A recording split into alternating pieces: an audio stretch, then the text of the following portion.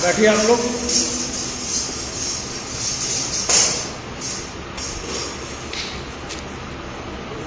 आज का जो विषय है वो है खुदा के लोग, और इससे संबंधित जो पद मिलता है वो है मत्ती रचित सुसमाचार उसका 13 बाब 43 आयत। पढ़िए जरा, मत्ती 13:43।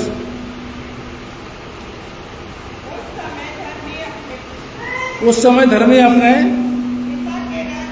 पिता के राज्य में सूर्य के समान चमकेंगे, जिसके कान हो वो सुन ले। बैठिए।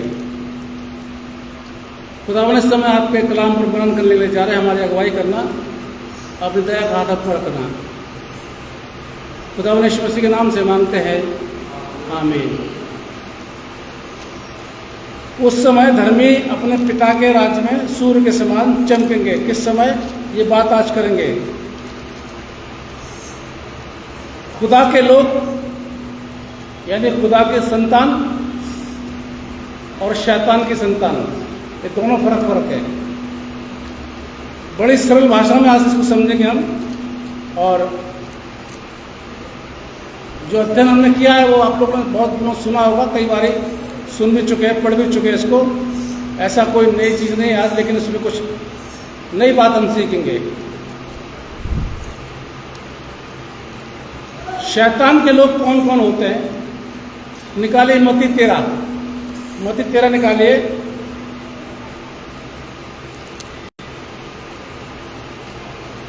मत्ती 13 को जब हमारा आप पढ़ते हैं तो वहाँ पर एक दृष्टांतों का है कि यीशु मसीह ने बहुत से दृष्टांत दिए। ऊपर हम पढ़ते हैं तो यीशु मसीह के माता और भाई बहनों की बात होती है। यीशु मसीह घर के अंदर हैं, उनको बोला जाता है कि तेरे भाई और तेरी माँ बाहर खड़े हुए हैं। यीशु मसीह चलो से कहते हैं, उनकी तरफ चलो देख करके बोलते हैं कि ये मेरी माँ, ये मेरे भाई, ये मेरी बहन है। तो जो खुदा के राज की बात करता है, जो खुदा की बातों पर चलता है, जो खुदा की इच्छा को पूरा करता है, वो मेरे भाई और मेरी बहन है। आगे फिर आ जाते हैं 13 अध्याय में। उसी दिन लिखा, उसी दिन यीशु घर में बैठे हुए थे, घर से बाहर निकले। घर से बाहर निकल कर झील के किनारे चले गए। जब झील के किनारे हो गए तो बहुत भारी भीड़, लिखा बहुत भारी, बहुत भीड़ झील के किनारे आ गई। यीशु मसीह ने क्या किया कि नाव में आ गए। अब रुकिए यहाँ पर। यीशु मसीह के ना तो कोई बड़ा स्टेज बना हुआ था और ना ही पब्लिक के लिए कोई कुर्सियाँ लगी थी, ना ही गेस्ट जो होते हैं, पास्टर होते हैं, उनके लिए कोई अलग से कुर्सियाँ लगी थी। कुछ नहीं था और भीड़ बहुत थी। और बाइबल बता रही भीड़ खड़ी हुई थी, बैठी नहीं थी, खड़ी थी भीड़। यीशु मसीह नाव पर चढ़ करके, वही उनका स्टेज था, नाव, और जो चेले बैठे थे नाव में बैठे हुए थे और भीड़ सामने खड़ी थी झील किनारे। और उन्होंने दृष्टांतों में उनसे बात करना शुरू किया। अब यीशु मसीह शुरू कर रहे हैं यहाँ से अपना संदेश। वो कह रहे हैं एक बीज बोने वाला बीज बोने निकला। समझ गए? कई बार ही पढ़ा होगा आप लोगों ने, तो ये रटा हुआ है सब, जो बाइबल पढ़ते हैं उनको पता है। लेकिन आप लोग जब ध्यान से सुनेंगे तो कुछ न कुछ नया चीज दिख जाएगी आपको उसके अंदर। एक बीज बोने वाला बीज बोने निकला। कुछ मार्ग के किनारे गिरा, चिड़ियों ने चुन लिया, कुछ चट्टान पर गिरा, चढ़ नहीं पकड़ी, सूख गया, कुछ झाड़ियों में गिरा, झाड़ियों ने दबा लिया, कुछ अच्छी भूमि में गिरा जो 100 गुना 60 गुना 30 गुना फल लाया। बात यहाँ पर खत्म नहीं हुई अभी। उसके बाद चेलों ने आगे चले, चेलों ने पूछा यीशु मसीह से कि तू इनसे दृष्टांत में बात क्यों करता है? यीशु मसीह ने बोला इन लोगों को समझ नहीं है, जिनको मैं समझा रहा हूं उनको समझ नहीं है, क्योंकि ये लोग सुनते समझते नहीं है, देखते हैं तो उनको पता नहीं चलता है, इसलिए मैं उनको दृष्टांत में बात करता हूँ। आगे लिखा हुआ धन्य तुम लोग जो तुम लोग बातें सुनते हो और समझते भी हो। फिर उसके बाद पद 18 में आ गया मैं। उसके बाद उन्होंने उसकी व्याख्या करी, जो दृष्टांत उन्होंने दिया था उसकी व्याख्या करी। व्याख्या क्या करते हैं वो? जो कोई, अब ध्यान से समझेगा, जो कोई सुसमाचार सुनता है, वचन को सुनता है और नहीं समझता, तो वो उसके समान है जो मार्ग के किनारे बोया गया था। पहली बात, जो वचन को सुनता है, ठीक है। दूसरी बात, जो वचन को सुनता है लेकिन वो जड़ नहीं पकड़ पाता, कलेशों में वो ठोकर खाता है, दूसरी बात, ठीक है। तीसरी बात, जो वचन को सुनता है, मैं सुनते पर गौर कर रहा हूँ, ज़्यादा ध्यान दे रहा हूँ, जो वचन को सुनता है लेकिन चिंता धन की दौलत से वो दब जाता है और वो पीछे हट जाता है। चौथा, जो वचन को सुनता है, समझता है, लिखा हुआ, जो वचन को सुनता है, समझता है, वो कई गुना फल लाता है, 100 गुना, 60 गुना और 30 गुना। अब देखिए, चारों ने वचन को सुना, चारों ने वचन को सुना, गलती नहीं है इसके अंदर, चारों ने वचन को सुना। अब इसमें शैतान की औलाद और खुदा की औलाद, फर्क देखिए। चारों वचन को सुन रहे हैं लेकिन 3 नहीं समझ रहे, 3 जड़ नहीं पकड़ रहे, 3 झाड़ियों में आ रहे हैं, चिंताएं हो रही उनको, तीनों के समझ में नहीं आया कुछ भी। तब ये शायद कहता है कि ये लोग सुनते हैं पर समझते नहीं है, ये लोग देखते हैं पर देखते नहीं है। ऐसे लोगों के लिए ये वो लोग हैं जो शैतान की औलाद है। वचन सुन रहा है बड़ा खौर से, सुन रहे साहब, ऐसी बात भीड़ लगी है सुनने के लिए, पर ना तो समझ में आ रही है, और समझ में आई थोड़ा खुशी हो गई, आनंद हो गया, और उसके बाद जब कलेश हुआ तो पीछे हट गए। फिर सुन लिया, उसके बाद में देखा कि भाई चिंता आ रही है, घर की परेशानी आ रही है, और फिर पीछे हट गए। सुनते हम सब लोग हैं।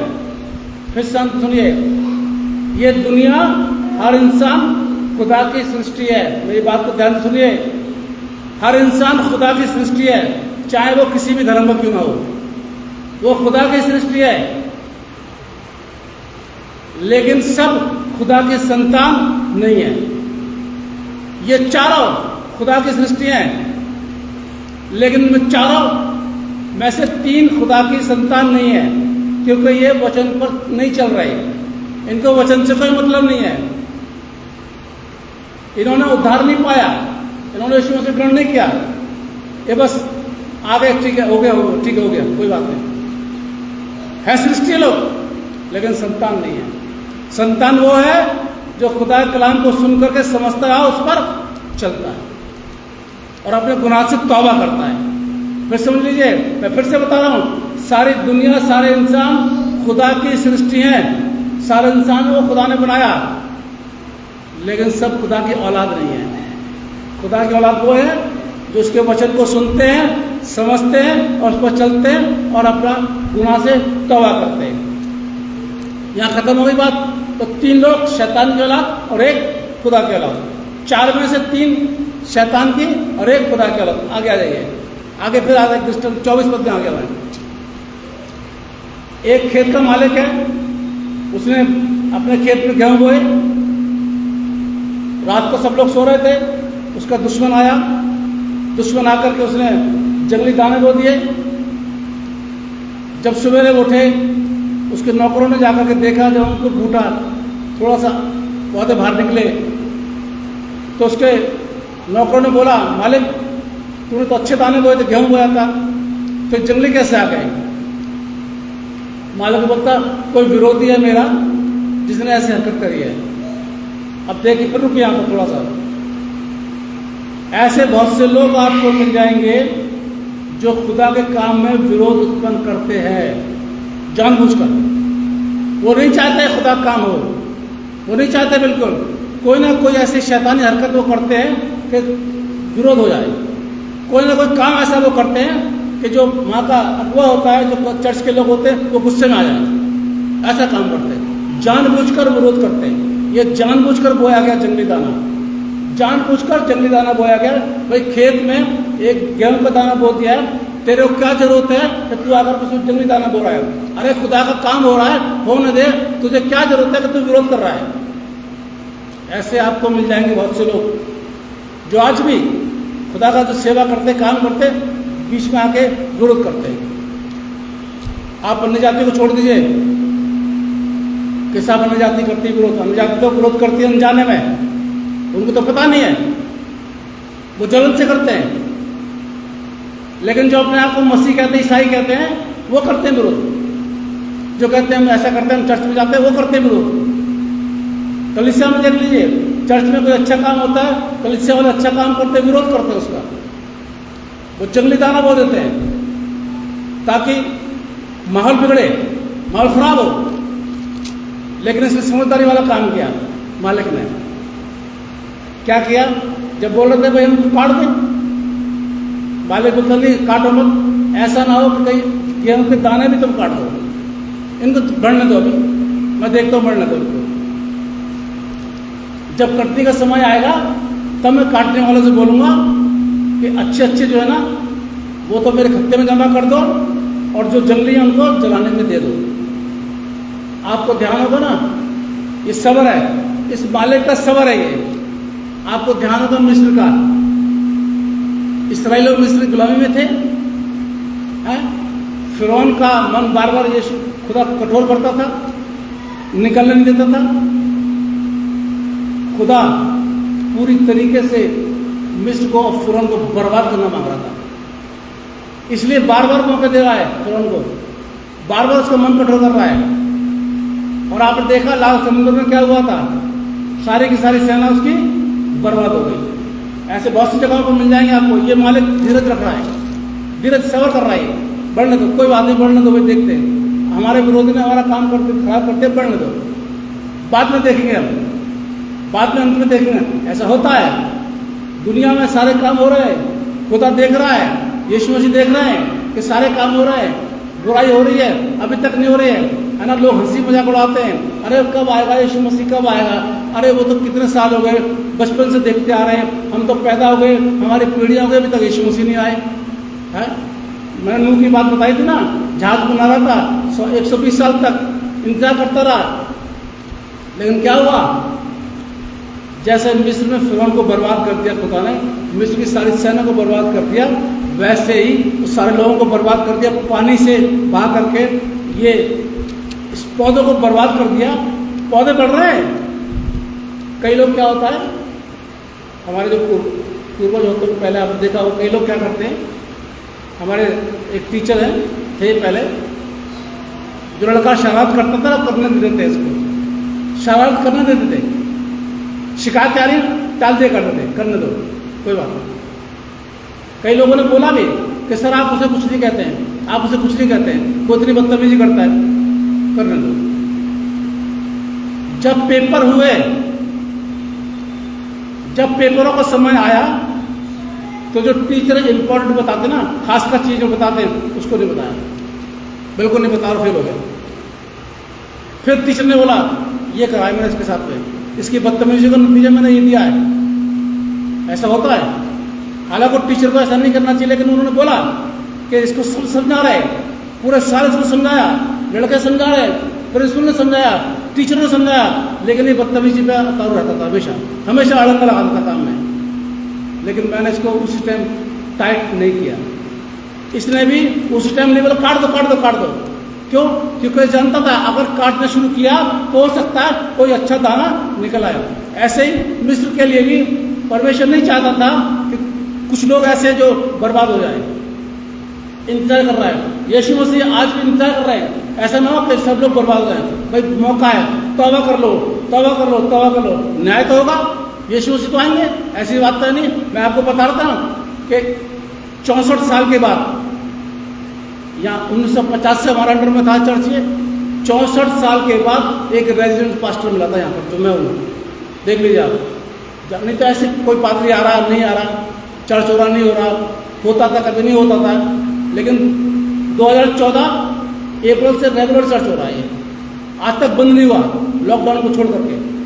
चाहे 4 लोग आ रहे हैं, 5 लोग आ रहे हैं, उससे फर्क नहीं पड़ता। क्यों? खुदा कोई क्वांटिटी नहीं देखता है और कितने लोग आ रहे, नहीं, उसको तो क्वालिटी पसंद है कि लोग आत्मा सच्चाई से आराधना कर रहे नहीं कर रहे हैं। जब 64 साल के बाद में यहाँ पर एक रेजिडेंट पास्टर मिल सकता है तो आगे बहुत कुछ हो सकता है। खुदा इंतजार करता है, देखता है उस मालिक की तरह, खेत के मालिक की तरह। नहीं भाई नहीं, काटो मत, काटो मत, काटो मत। ऐसा ना हो कि कोई अच्छा इंसान खराब हो जाए। बढ़ने दो उसको, जो गुनाह कर रहा है करने दो, जो बर्बाद कर रहा है करने दो, जो बुराई कर रहा है करने दो, जो विरोध कर रहा है करने दो। लेकिन सच्चाई कभी कभी छुपती नहीं, ईमानदारी सामने आ जाती है। बिल्कुल बिल्कुल, जैसे कि इस्राएलियों की ईमानदारी सामने आ गई, निकल के बाहर आ गए गुलामी से। 430 साल के बाद गुलामी के बाद निकल के आ गए। देख लीजिए आप, इतने सालों के बाद 120 साल के बाद उन्होंने जहाज बना दिया पूरा का पूरा। 64 साल के बाद में रेजिडेंट पास्टर आपको मिल गया। 64 साल के बाद रेगुलर यहाँ पर आराधना हो रही है। और जब तक खुदा चाहेगा तब तक आराधना होगी यहाँ पर। ऐसी बात नहीं हो सकता मेरे से अच्छा पास्टर यहाँ पर आ जाए, कोई बढ़िया पास्टर आ जाए, मेरे से ज़्यादा पढ़ा लिखा पास्टर आ जाए, कोई बात नहीं, बड़ी चीज़ नहीं है। अभी तो 1 साल मुझे और मिल गया, अगले साल नहीं मिला, कोई दूसरा पादरी आ जाए, हो सकता है मुझसे अच्छा काम करे। ऐसी बात नहीं, अच्छा काम करे, आप लोगों को उसको पसंद करें, सब कुछ हो सकता है। इसलिए धीरज रखा करिए, इस मालिक की तरह। बढ़ने दो, बढ़ने दो, बढ़ने दो, फिक्र मत करो, बढ़ने दो। वो गंदे लोग बढ़ रहे हैं, वो बुराई करने दो। ये जंगली पौधे बढ़ रहे हैं, बढ़ने दो, फिक्र मत करो, मैं करूँगा इलाज इनका। जब कटनी आएगी तो काटने वालों से कहूँगा कि जंगली पौधों को गट्टर बांध के और आग में डाल दे, नष्ट कर दे। और अच्छे गेहूँ को मेरे खत्ते में लिखा है, के अंदर लिखा है, पढ़ लेना, खत्ते में जमा कर दे। तो जो गेहूँ के दाने पे गेहूँ था वो है खुदा के लोग, और जो जंगली दाने थे वो है शैतान के लोग, और जिन्होंने वो बोए वो शैतान के लोग जो विरोध करते हैं। खुदा के लोग कभी भी खुदा के काम में विरोध उत्पन्न नहीं करेंगे। हाँ, मानते हैं कि पैसा नहीं होता, मैं मानता हूँ कि फाइनेंस स्थिति बहुतों की नहीं होती, नहीं दे पाते पैसा, कोई बात नहीं, लेकिन वो विरोध नहीं करते। यहाँ भी बहुत से लोग पैसा नहीं दे पाते, कोई बात नहीं, कोई बड़ी चीज़ नहीं है, ठीक है। बहुत से लोग पैसा दे देते हैं, बहुत से लोग पैसा नहीं दे पाते, कोई बात नहीं है भाई। फाइनेंस स्थिति ऐसी नहीं होती, आजकल प्राइवेट जॉब है सबकी, आज है कल नहीं है ना। फिर भी जिनको खुदा देता है वो दे देते हैं, पर विरोध तो नहीं करते, विरोध तो नहीं करते ना, वो जंगली दाना तो नहीं बोते हैं। खुदा के लोग कभी भी जंगली दाने नहीं बोएंगे। खुदा के लोग सुसमाचार को सुनेंगे, वचन को सुनेंगे, समझेंगे और उस पर चलेंगे, और 100 गुना, 60 गुना और 30 गुना फल लेकर जाएंगे। ये होते हैं खुदा के लोग। यीशु मसीह कहते ना यहूदियों को, तुम शैतान से जन्मे हो, शैतान तुम्हारा बाप है, पिता है तुम्हारा शैतान, क्योंकि तुम वो काम करते हो जो शैतान करता है, तुम वो काम नहीं करते हो जो खुदा करता है। पढ़ लेना, यूहन्ना में लिखा हुआ, यहूदियों से बोलता है यीशु मसीह। ऐसे ही बहुत से लोग हैं जो खुदा के लोग हैं, ईमानदारी से खुदा की प्रस्तुत करते हैं, इबादत करते हैं, चाहे उनके पास पैसा हो चाहे ना हो, इसका कोई फर्क नहीं पड़ता है, चाहे उनके पास धन हो या ना हो, लेकिन खुदा की इबादत करते हैं, खुदा का भय मानते हैं और खुदा के कामों को आगे बढ़ाते हैं और खुदा के कलाम पर गौर करते हैं। ऐसे लोग हैं। पैसे से सब कुछ नहीं होता साहब, खुदा काम कभी पैसे से नहीं रुकता। ये यहाँ रुका नहीं रुका, आज तक नहीं रुका, और आगे भी अभी वो काम होगा वो भी रुकेगा। अभी तो बहुत बड़े बड़े काम होने हैं यहाँ पर। खुदा ने चाह जिंदगी दी मुझे, खुदा ने रखा तो नहीं रुकेगा। पैसा खुदा अपने आप इंतजाम करता है। इसलिए खुदा के लोग बनिए, खुदा की इबादत करिए। आपको पैसा है नहीं है कोई टेंशन मत लीजिए, रूह सच्चाई से आइए, घुटने के बल आइए, इबादत कीजिए, खुदा के लोग बनिए। खुदा के काम में विरोध मत कीजिए, खुदा की आलोचना मत कीजिए, बाइबल पढ़िए, दुआ करिए। बच्चों को सिखाइए, जैसे बड़ा खुश हुआ मैं, बच्चों को सिखाते हैं आप लोग, है? पूरा खानदान इसमें आ रहा, खुदा इसमें आ रहा कि कितनी अच्छी बाइबल पढ़ी बेटी थी, छोटी सी बच्ची है, कितनी अच्छी बाइबल पढ़ेगी। ऐसा होना चाहिए, क्योंकि घर में माता पिता ऐसा कर रहे हैं, माँ बाप ऐसा कर रहे हैं। जो माँ बाप कर रहे हैं बच्चा देख रहा है कि मेरी माँ बाइबल पढ़ रही है, मेरा बाप दुआ कर रहा है, मेरा बाप मुझे अच्छी बातें बता रहा है, मेरा बाप मुझे गलत बातें नहीं बता रहा है, सही बात बता रहा है, बाइबल से बता रहा है, बता रहा है झूठ मत बोला करो बेटा, ईमानदारी से चलो, बता रहे। हम लोग भी बताते हैं अपने बच्चों को, हमारे माँ बाप ने हमें बताया, हमारे दादा दादी ने हमारे बाप को बताया, माँ बाप ने हमको बताया, बेटा ऐसे करो, ऐसा करना चाहिए, देखो गलत काम नहीं करना चाहिए, किसी की बेइज्जती नहीं करनी चाहिए, कोई ऐसा गलत काम नहीं करना चाहिए। बस सिखाया। आप लोग भी सिखाते हैं अपने बच्चों को। जब सिखाते हैं बच्चे सीखते हैं तो यहाँ आकर चर्च में आकर के दर्शाते हैं, बताते हैं। आपको पता है यीशु मसीह किससे खुश होते थे? बच्चों से। जानना क्या कहते हैं यीशु मसीह? बच्चों को मेरे पास आने दो। चेले भगा रहे थे, यीशु मसीह मेरे पास आने दो। चर्च का पादरी भी बच्चों से बहुत खुश होता है। जब बच्चे यहाँ पर अपना प्रोग्राम करते हैं, जब क्रिसमस में देखता हूँ बच्चे प्रोग्राम करते हैं, मुझे बड़ी खुशी होती है, कितना अच्छा लगा। बच्चे ने बाइबल पढ़ी, बड़ी खुशी हुई। ये होते हैं खुदा के लोग जो अपने बच्चों को सही शिक्षा देते हैं।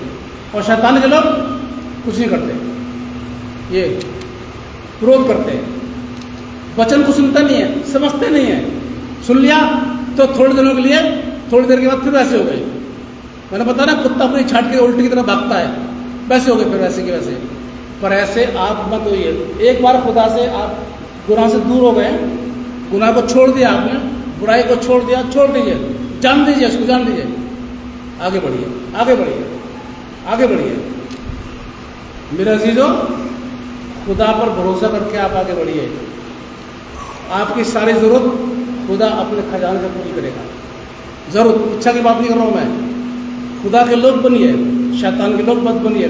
वचन को सुनिए, समझिए, उसको गौर करिए, उस पर चलिए, और किसी का विरोध मत करिए, चाहे वो कोई भी क्यों हो, किसी का विरोध मत करिए। तभी बाइबल बताती है, उसमें लिखा उस समय धर्मी अपने पिता के राज में सूर्य के समान चमकेंगे। ये है खुदा के लोग। रोमियो 8। जो खुदा के लोग होते हैं वो खुदा की आत्मा से भरे हुए होते हैं। रोमियो 8 पद 9 पढ़ रहा हूँ मैं आपके सामने। परंतु जबकि परमेश्वर का आत्मा तुम में बसता है तो तुम शारीरिक दशा में नहीं परंतु आत्मिक दशा में हो। यदि किसी में मसीह का आत्मा नहीं तो वो उसका जन्म नहीं। क्लियर हो गई बात क्लियर हो गई। अब ये फैसला आपके पास है कि क्या आपके अंदर खुदा की आत्मा है या नहीं है। मुझे तो नहीं पता कि आपके अंदर खुदा की आत्मा क्या नहीं है। आपको मेरे बारे में नहीं पता कि मेरे अंदर खुदा की आत्मा क्या नहीं है। क्या आपको पता है कि आपके अंदर खुदा की आत्मा है? अगर आपके अंदर खुदा की आत्मा है तो आप यीशु मसीह के जन हैं, और अगर नहीं है तो आप शैतान की औलाद है। आगे, यदि मसीह तुम में है तो देह पाप के कारण मरी हुई है परंतु आत्मा धर्म के कारण जीवित है। जब मसीह हम में है तो हम फिर गुनाह, विरोध, आलोचना नहीं करते। हम वचन को सुनते हैं, हम समझते हैं, अगर मसीह की आत्मा हमारे अंदर है तो। और जब ऐसे लोग हैं तो खुदा ऐसे लोगों को बहुत बड़ी बरकत देता है। योल निकाले, योल नबी किताब निकालिए 3 अध्याय, पर देखिए खुदा के लोगों को कितनी बरकत मिलती है। ऊपर भी लिखा है परमेश्वर अपने लोगों को आशीष देगा। ठीक है, तो ऐसे लोग जो खुदा के लोग हैं, खुदा उनको बहुत बड़ी बरकत देता है। यहोवा सिय्योन से गरजेगा और यरूशलेम से बड़ा शब्द सुनाएगा और आकाश और पृथ्वी थरथराएंगे। परंतु यहोवा अपनी प्रजा के लिए क्षण स्थान और इस्राएलियों के लिए गढ़ ठहरेगा। ये बड़ी आशीष है। पद 18, उस समय पहाड़ों से नया दाखमधु यानी बड़ी बरकत टपकने लगेंगे और टीलों से दूध बहने लगेंगे और यहूदा देश के सब नाले जल से भर जाएंगे। यानी इतनी बरकत मिलेगी कि संभाल नहीं पाएंगे। दूध बह रहा है, दाख में दूध बह रही है, जल भरा हुआ पूरा बहुत बरकत मिलेगी। खुदा अपने लोगों को बहुत बरकत देता है। मैं ये नहीं कह रहा हूँ कि आपको अमीर बना देगा, मैं ये भी नहीं कह रहा हूँ कि आपको कोठे बंगले दे देगा, मैं आपको ये भी नहीं कह रहा हूँ गाड़ी घोड़े दे देगा, ऐसा नहीं बोल रहा हूँ मैं आपसे, बट आपकी जरूरत पूरी करेगा। आप कभी ऐसे नहीं करो किसी के सामने।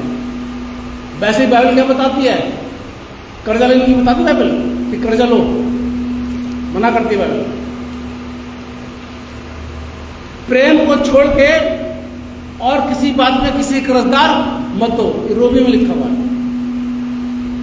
बाइबल साफ मना कर रही है। और जो एक सच्चा मसीह है वो कभी कर्जा नहीं लेता, कभी ऐसे नहीं करता। इसमें लिखा बाइबल के अंदर कि मैंने आज तक कभी भी धर्मी को टुकड़े मांगते हुए नहीं देखा। कभी देखा यीशु मसीह के नाम से दे दो, यीशु मसीह के नाम से दे दो, यीशु मसीह के नाम से दे दो, देखा तो नहीं होता। क्योंकि खुदा रोटी देता है, जिसने चोंच दी है वो चूना भी देगा, और नहीं तो चोंच को बंद कर देगा। ये विश्वास रखिए। इसलिए कोई विरोध मत करिए, कोई बुराई मत करिए, अपने आगे बढ़िए और खुदा की औलाद को आगे बढ़ाते रहिए और अपने ख़ानदान को भी आगे बढ़ाइए। अच्छा लगता है जब बच्चे चर्च में आकर के ऐसा करते हैं, कितनी खुशी की बात होती है, बहुत से लोग देखते हैं। इसलिए जिससे कान हो वो सुन ले, खुदा कलाम मसीह से क्या कहता है। धर्मी अपने बाप की बादशाहत में सूरज की तरह चमकेंगे। खुदा आप सबको बहुत बड़ी बरकत है। हम दुआ मांगे। खुदा मैं आपका शुक्रिया अदा करते हैं आज के इस कलाम के लिए जो आपने हमको दिया। हमने बहुत ही हम चाहते कि बड़े, लेकिन इसमें हमारी मर्जी नहीं बल्कि आपकी मर्जी पूरी हो। और जितना आज कलाम सुना उनको सबको आप बहुत बड़ी बरकत देना। खुदा यीशु मसीह के नाम से मांगते हैं, आमीन। ये बैटरी के पैसे आने शुरू हो गए मेरे पास में।